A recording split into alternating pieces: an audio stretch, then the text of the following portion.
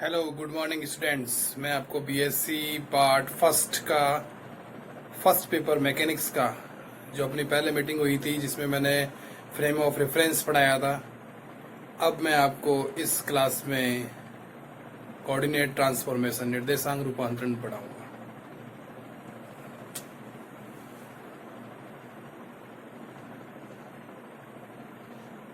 निर्देशांक रूपांतरण coordinate transformation मतलब जब किसी घटना को एक निर्देश तंत्र में प्रेक्षित किया जाता है और उन प्रेक्षणों तथा दूसरे निर्देश तंत्र में उसी घटना के प्रेक्षणों के मध्य संबंध व्यक्त करने वाले संबंधों को निर्देशांक रूपांतरण समीकरण कहते हैं। मतलब निर्देशांक रूपांतरण समीकरण वो चीज है, वो संबंध है, वो समीकरण है जो दोनों निर्देश तंत्रों के निर्देशांकों को रिलेट करते हैं। इसका पहला टॉपिक है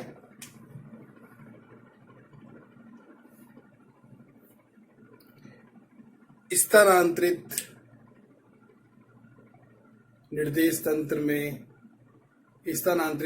तंत्र में रूपांतरण समीकरण। तो इसके लिए सबसे पहले हम चित्र बनाएंगे। दो फ्रेम लेंगे एस व एस डैश। ऐसे एक तो ये फ्रेम है, त्रिविमी ले लो। ये तो है एस एक्स वाई जेड और ये ओ। ये दूसरा फ्रेम है स्थानांतरित, मतलब जिसका स्थान बदल गया है कुछ समय बाद में। O dash X dash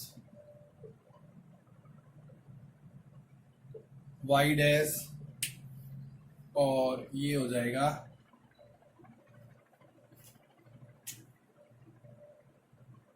Z dash. यहाँ कोई बिंदु P है जिस पर कोई कण स्थित है और इस मूल बिंदु O डैश जो S डैश तंत्र का मूल बिंदु है, इस O डैश का इस मूल बिंदु के सापेक्ष जो S निर्देश तंत्र का मूल बिंदु है के सापेक्ष स्थिति सदिश माना R0 है और बिंदु P का O डैश के सापेक्ष स्थिति सदिश R डैश है और बिंदु P का S निर्देश तंत्र में मूल बिंदु O के सापेक्ष स्थिति सदिश R है।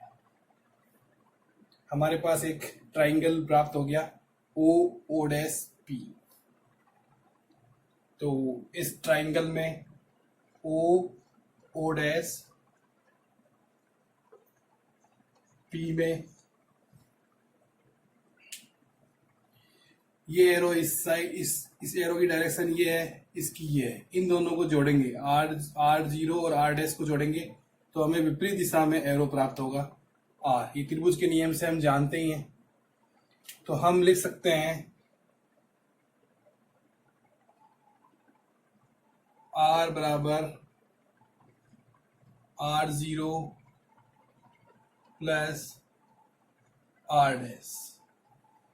तो R डैश की वैल्यू आ जाएगी R माइनस R0। ये समीकरण नंबर 1। ये स्थिति रूपांतरण समीकरण है। स्थानांतरीय निर्देश तंत्र के लिए स्थिति रूपांतरण समीकरण है। यहाँ स्थिति अचर नहीं है। R डैश का मान आ रहा है R माइनस R0, मतलब R में से R0 घटाएंगे तो R डैश के बराबर होगा। यदि S निर्देश तंत्र में जो स्थिति सदिश है R, उसमें से R0 माइनस करेंगे जो एस डैश के मूल बिंदु ओ डैश का एस निर्देश तंत्र के मूल बिंदु ओ के सापेक्ष सदिश है वो माइनस करेंगे तो हमें आर डैश एस डैश निर्देश तंत्र में बिंदु पी का पोजीशन वेक्टर हमें प्राप्त होगा। तो ये जो स्थिति है वो अचर नहीं है, निश्चर नहीं है, मान परिवर्तित हो रहा है, निश्चर नहीं है। निश्चर जब कहलाता है जब आर डैश बराबर आर हो तो एस और एस डैश में पोजीशन वेक्टर बराबर होगा। तो यहाँ स्थिति निश्चर नहीं है। अब हम इसका समीकरण नंबर 1 का टी के सापेक्ष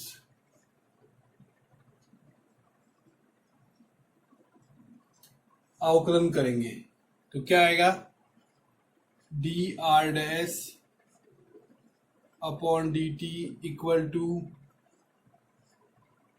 D R upon D T minus D R zero upon D T. यहां आर जीरो नियत स्थिति सदिश है। ये निर्देश तंत्र स्थानांतरित है परंतु गतिशील नहीं है, तो ये आर जीरो एक नियत स्थिति सदिश है। तो हमें D R zero upon D T, हम जानते हैं एक स्थिति एक नियत राशि का अवकलन जीरो होता है। तो हमारे पास जो इक्वेशन प्राप्त होगी इस इक्वेशन का बदला हुआ रूप होगा D R dash upon D T equal to D R upon D T. इसको हम लिख सकते हैं U dash equal to U. ये समीकरण नंबर 2 होगा। इसका टी के सापेक्ष अवकलन करेंगे तो हमें प्राप्त होगा वेग परिवर्तन समय टी के सापेक्ष ए डैश और ए, ये भी बराबर होगा। इसका मतलब वेग के रूपांतरण समीकरण और त्वरण के रूपांतरण समीकरण हमें प्राप्त हो गए। वेग भी नियत है, अचर है, निश्चर है और त्वरण भी निश्चर है। इसका अर्थ हुआ कि स्थानांतरीय निर्देश तंत्र में स्थिति तो परिवर्तित हो जाती है परंतु वेग और त्वरण निश्चर प्राप्त होते हैं। अब हम लेंगे दूसरा टॉपिक। इसमें यही चित्र काम आ जाएगा परंतु वो टॉपिक दूसरा होगा और थोड़ा सा अंतर होगा।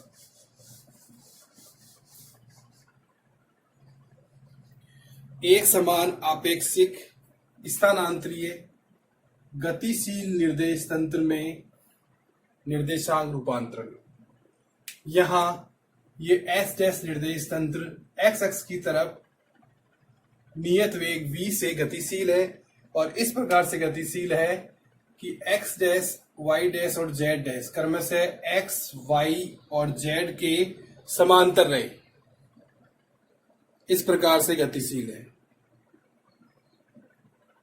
तो एस डैश निर्देश तंत्र गतिशील है तो ओ डैश का ओ के सापेक्ष इस सदिश आर जीरो का मान होगा, आर जीरो डिस्टेंस है तो ये होगा velocity into time.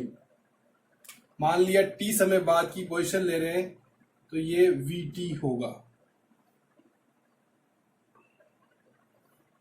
Are zero होगा वीटी। बस यही चेंज करना है, समीकरण वही लगेगा। त्रिभुज लेंगे ओ ओ डैश पी में आर डैश की वैल्यू जो हमने निकाली थी आएगी R minus R not.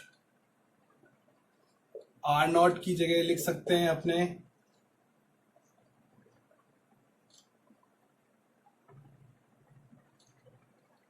VT. इसका टी के सापेक्ष अवकलन करेंगे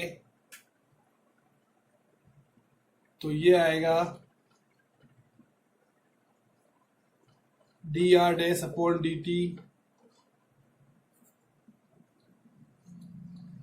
D R upon D T minus V. T के सापेक्ष अवकलन 1 होता है, ये आपने 11th क्लास में पढ़ रखा है।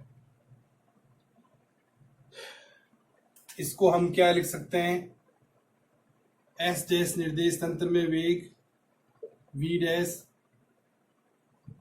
Equal to V minus we.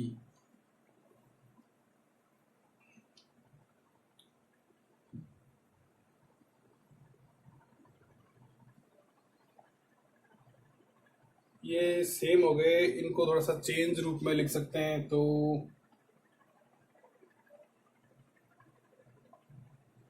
चलो बड़े में लिख देते हैं, इसको बड़े वी से लिख देते हैं, कैपिटल वी से। तो ये आपस में चेंज हो जाएगी।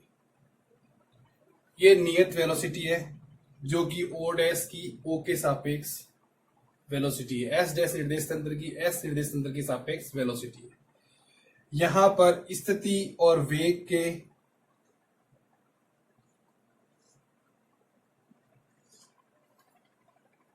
वेग दोनों निश्चल नहीं है, परिवर्तित है। अब हम इसका टी के सापेक्ष फिर अवकलन करेंगे तो हमें प्राप्त होगा D V dash upon D T equal to D V upon D T minus D constant V upon D T. ये हो जाएगा 0। तो हमारे पास में इसको त्वरण के रूप में लिखने पर वेग परिवर्तन की दर क्या होती है, त्वरण एक्सीलरेशन, ए डैश बराबर ए। हमें यहां एक समान आपेक्षिक स्थानांतरीय निर्देश तंत्र के लिए एक समान आपेक्षिक नियत वेग v से गतिशील निर्देश तंत्र में जो त्वरण है वो निश्चल प्राप्त होता है। त्वरण के प्रेक्षण s और s डैश में नियत प्राप्त होते हैं, स्थिति और वेग के प्रेक्षण अलग अलग प्राप्त होते हैं, निश्चल नहीं है, परिवर्तित प्राप्त होते हैं। ये हुआ हमारा दूसरा पॉइंट। अब हम करेंगे निश्चित कोण से झुके निर्देश तंत्र के लिए कोऑर्डिनेट ट्रांसफॉर्मेशन, निर्देशांक रूपांतरण।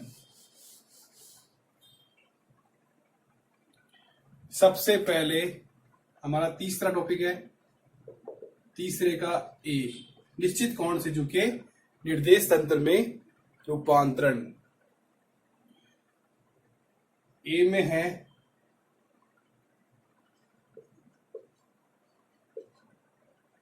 द्विविमीय निर्देश तंत्र। तो हम द्विविमीय निर्देश तंत्र बनाएंगे इस तरह से।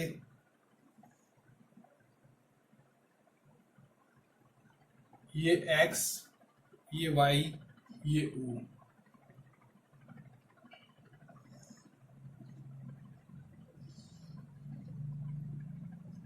ये x डैश, ये y डैश।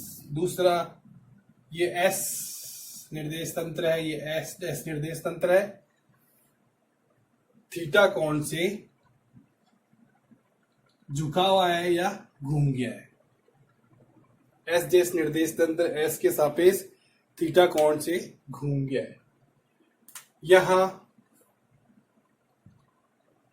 बिंदु P, इस P पर कोई कण स्थित है, उसके S फ्रेम में कोऑर्डिनेट्स x y है। तो इसका मतलब हुआ कि इससे अगर अपने इस तरह से लंब डालेंगे एक्स एक्स पे, तो ये पॉइंट आएगा A, और वाई एक्स पे लंब डालेंगे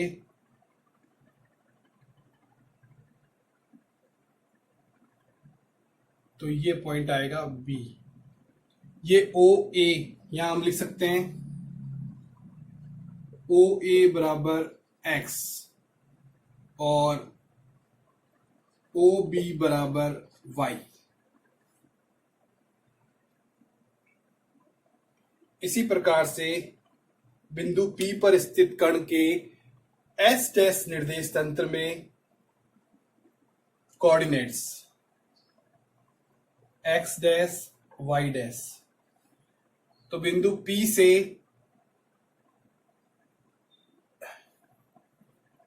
एक्स डैश पे लंब डाला तो ये हो जाएगा C पॉइंट, तो ओ सी आएगा एक्स डैश। बिंदु P से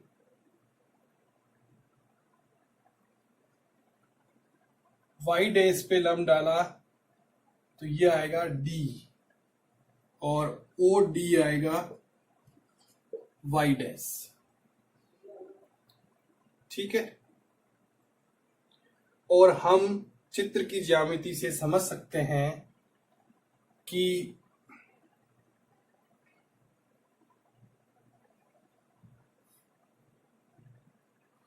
ये ओ डी कितना है, वाई डैश। तो ये पी सी भी वाई डैश है, इसके समांतर है। ये ओ ए एक्स है, एक मिनट ये टाइम लग गया, इसको बिठा देते हैं। ओ ए एक्स है तो बी पी बी एक्स है,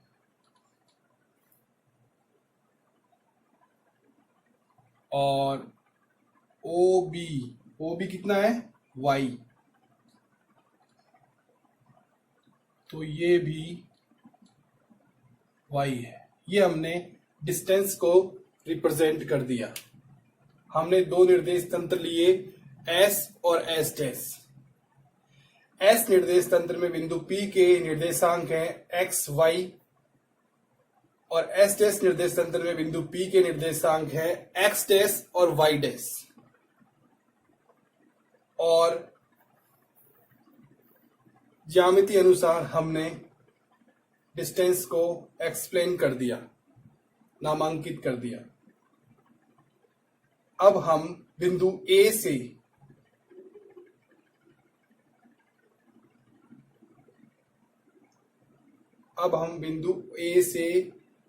रेखा PD पर लंब डालेंगे। बिंदु A से रेखा PD पर लंब डालेंगे, तो लंब डालते हैं। ये लंब डाल दिया, ये कोण होगा 90। चूंकि PD और OC समांतर है तो ये कोण भी 90 डिग्री होगा। D तक हमारे नाम आ रखे हैं, तो ये पॉइंट होगा E और ये होगा F। इसको थोड़ा और स्पष्ट करके लिख देता हूं, E। ठीक है, अब हम त्रिभुज लेंगे O E A में। थोड़ा क्लियर कर लेते हैं पोजीशंस को।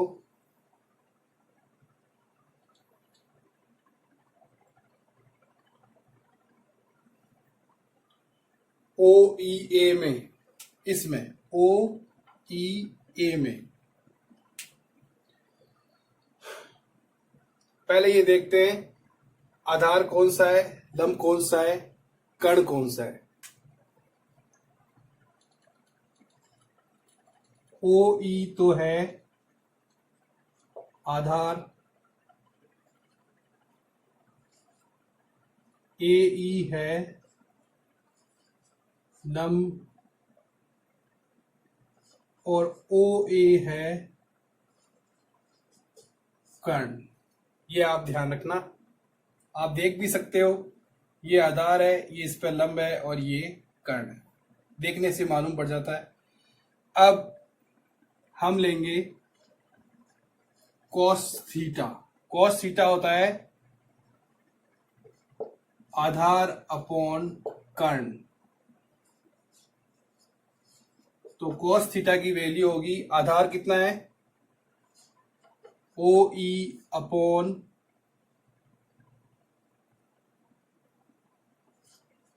OA। OA क्या है हमारे पास, X। तो हमें मिल जाएगा OE X कॉस थीटा। ये हम इसको कहीं नोट कर लेंगे, OE बराबर X कॉस थीटा। आ गया समझ में, केवल आधार और कर्ण का ही अनुसार ही है। अब हम निकालेंगे OE में साइन थीटा।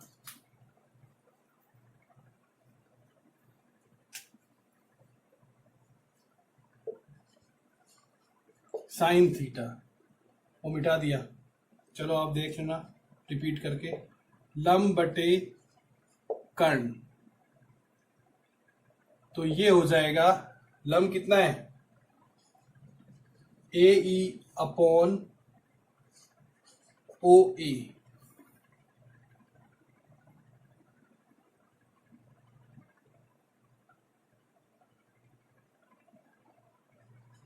तो AE बराबर आ जाएगा लंब बटे कर्ण। तो OA का मान कितना है, X। तो ये आ जाएगा X साइन थीटा। तो AE आ जाएगा X साइन थीटा। एक हमें इसमें ज्यामिति लगानी है और ये प्रूव करना है कि ये कोण थीटा है तो ये कोण भी थीटा होगा। ये लिख दिया है मैंने, अब इसको सिद्ध करेंगे। तो सबसे पहले त्रिभुज OEA में ये कोण कितना है, थीटा, जैसा कि आपको दिख रहा है। ये कोण है थीटा, ये हमें पता नहीं है, OAE हमें पता नहीं है, ये 90 है। तो त्रिभुज के तीनों कोणों का योग कितना होता है, 180 डिग्री। तो थीटा प्लस कोण OAE plus 90 equal to 180। Theta हमने किसको लिखा है, कोण EOA को, प्लस कोण OAE इक्वल टू 90। 180 में से 90 घट जाएंगे तो 90 आ जाएगा। अब हम लेंगे इस बिंदु A पर बने कोण से, ये जो PA रेखा है वो OA पर लंब है, तो ये टोटल है 90। तो OAE प्लस थीटा, या बोल सकते हैं OAE प्लस FAP, क्योंकि अपन को मालूम नहीं है थीटा है कि नहीं है, तो हम लिखेंगे इसमें कि टोटल 90 है।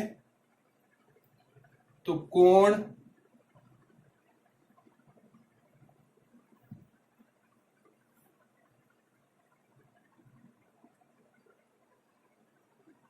OAE प्लस कोण FAP इक्वल टू 90। इन दोनों समीकरणों को की तुलना करेंगे। OAE तो बराबर है 90, 90 बराबर है, तो इन दोनों को अगर अपने इक्वल करते हैं तो OAE से OAE कैंसिल हो जाएगा, तो FAP बराबर EOA आ जाएगा। और EOA कितना है, EOA ये है थीटा। तो कोण ई ओ ए इक्वल टू कोण एफ ए पी और मान आ जाएगा थीटा, जो हम जानते हैं, इसलिए हम इसको थीटा लिख सकते हैं। अब हम दूसरा ट्राइंगल ले सकते हैं जो कि है F A P.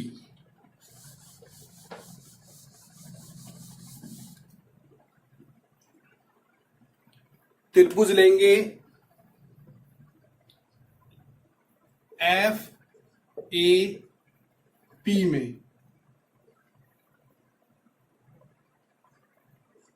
P F तो क्या है, लंब,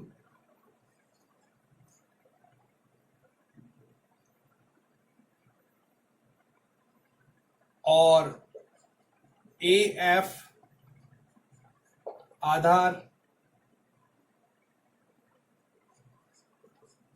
ए पी कर्ण। तो हम लेंगे पहले कोस थीटा, ये होता है आधार बटे कर्ण। आधार कितना है, A F upon A P. A P मैंने लिखा था किसके समांतर है, ओ बी के। ओ बी क्या है, वाई। तो ए पी बराबर अपने क्या लिख सकते हैं, वाई। ये ओ बी ए पी के समांतर है, तो ए एफ का मान आ जाएगा वाई कॉस थीटा। तो हम इसको यहां लिख सकते हैं ए एफ बराबर वाई कॉस थीटा। अब लेंगे साइन थीटा।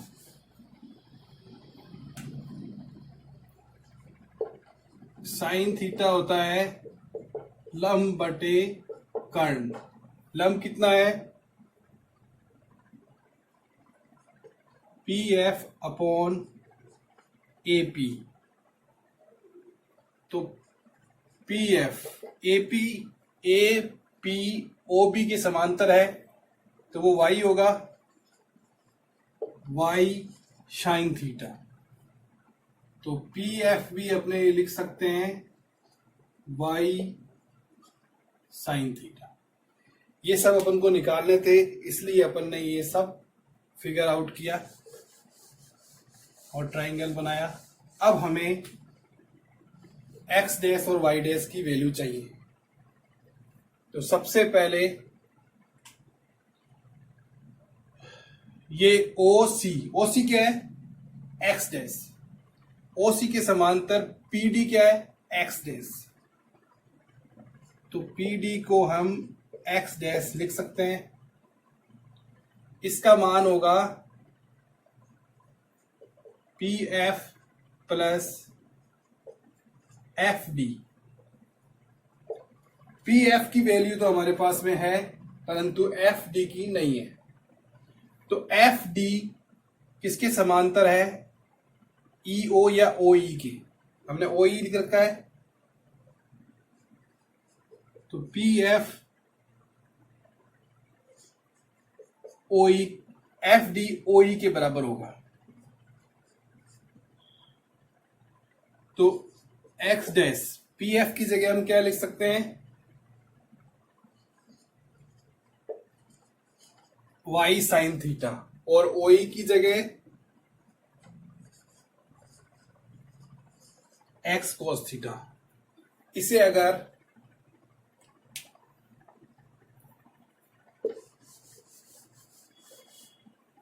सही से लिखेंगे तो एक्स डैश बराबर आएगा X cos theta plus Y sine theta. ठीक है, अब हम वाई डैश का मान निकालेंगे। वाई डैश क्या है, पी सी वाई डैश है। पहले लिखेंगे वाई डैश बराबर पी सी। पीसी किसके समांतर है? ओडी के, इसलिए वो वाई डैश है। तो पीसी एक रेखा के और समांतर है ई एफ के। ई एफ को क्या लिख सकते हैं? A F minus A E, A F minus A E. तो ई एफ बचेगा और ई एफ समांतर हो जाएगा पीसी के। ये पीसी की वैल्यू आ गई। तो वाई डैश का मान आ जाएगा, ए एफ की जगह क्या आएगा? A F y cos theta minus A E कितना आएगा? X sine theta. तो हम लिख सकते हैं वाई डैश बराबर minus x sine theta plus Y cos theta.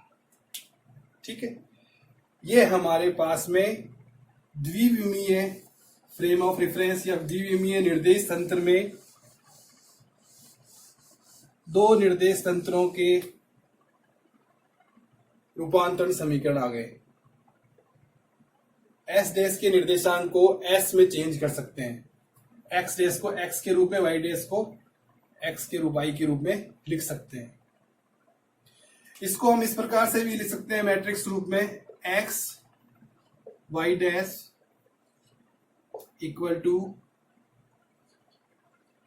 Cos theta sine theta minus sine theta cos theta, और यह आ जाएगा एक्स वाई। इस रूप में भी अपने लिख सकते हैं। और ये डेल, ये जो मैट्रिक्स है, इसको लिख सकते हैं cos theta sine theta minus sine theta cos theta. इसको सोल्व करेंगे तो ये आएगा cos square theta plus sine square theta बराबर 1।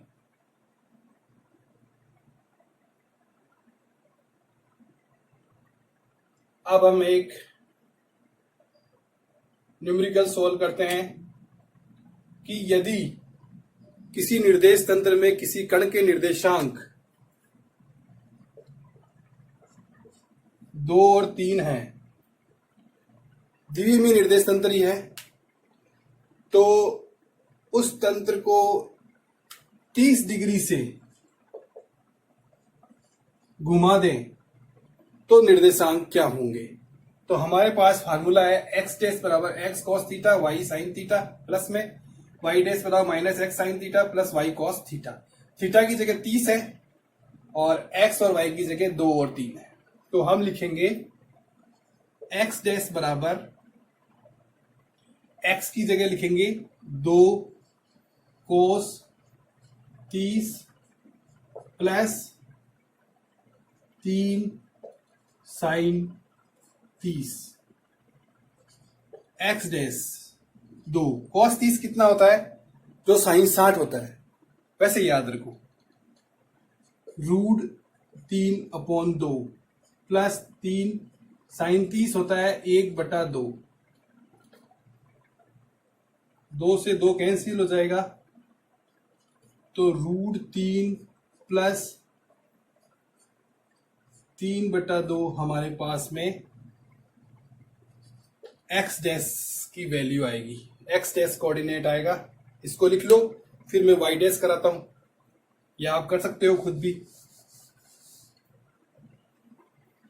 वाई डैश क्या आएगा? माइनस एक्स की जगह 2 साइन 30 प्लस 3 कॉस 30। तो ये कितना आ जाएगा? -2 इंटू 1/2 साइन 30 होगा प्लस 3 कॉस 30 कितना होगा? जो साइन 60 होगा, रूट 3/2। हम इसको क्या लिख सकते हैं? 2 से 2 कैंसिल, -1 प्लस 3√3/2 ये y आ जाएगी। तो हमने x और y, x डैश और y डैश दोनों कोऑर्डिनेट प्राप्त कर लिए। इस प्रकार से न्यूमेरिकल सॉल्व किए जाते हैं। एक क्वेश्चन और कि अगर दो व्यक्ति समान वेग से किसी दिशा में गतिशील हैं और एक व्यक्ति के लिए समान वेग से गतिशील है, ये ध्यान रखना, तो एक व्यक्ति के लिए वेग और त्वरण मीटर प्रति सेकंड स्क्वायर प्रेक्षित होता है, तो दूसरे व्यक्ति के लिए वेग और त्वरण कितने मान प्रेक्षित होंगे। तो इसका आंसर है कि जब दो व्यक्ति नियत वेग से एक दूसरे के सापेक्ष गतिशील है एक दिशा में समान वेग से, तो उनके बीच की दूरी नहीं बदलेगी, तो वो एक समान आपेक्षिक स्थानांतरीय निर्देश तंत्र की तरह कार्य करेंगे। तो उनके लिए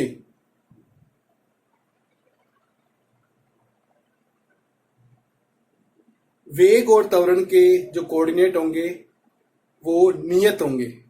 जैसे हमारे पास आया था ना, v बराबर v डैश, a बराबर a डैश, तो यही मान प्रेक्षित होंगे दूसरे व्यक्ति के लिए भी।